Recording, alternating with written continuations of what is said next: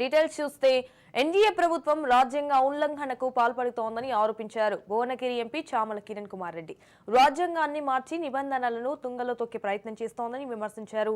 ఉభయ సభల్లో ప్రతిపక్షాల గొంతు నొక్కే ప్రయత్నం చేస్తోందన్నారు. కొంతమంది వ్యక్తుల కోసమే రాజ్యాంగాన్ని తాకట్టు పెట్టారని ఫైర్ అయ్యారు ఎంపీ చామల.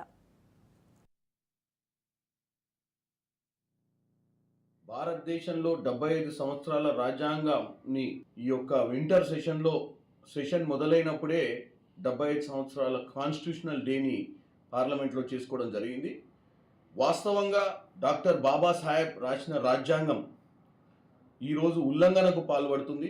ఇప్పుడున్న ప్రభుత్వం 400 సీట్లు వస్తే రాజ్యాంగాన్ని మార్వాలన్న ఆలోచన ఉన్నట్టు ప్రజలు గమనించి ఈసారి వారికి 240 సీట్లే, అంతకంటే కూడా తక్కువ వచ్చాయి. కానీ ప్రజలు రాజ్యాంగాన్ని ఏదైతే బాబాసాహెబ్ రాసిన రాజ్యాంగాన్ని మార్చి ఈరోజు బీజేపీ ప్రభుత్వం ఏదైతే ఉందో ఈ రాజ్యాంగాన్ని తుంగలోకి దొక్కే ప్రయత్నం చేస్తున్నట్టు మనం రోజు చూస్తున్నాం.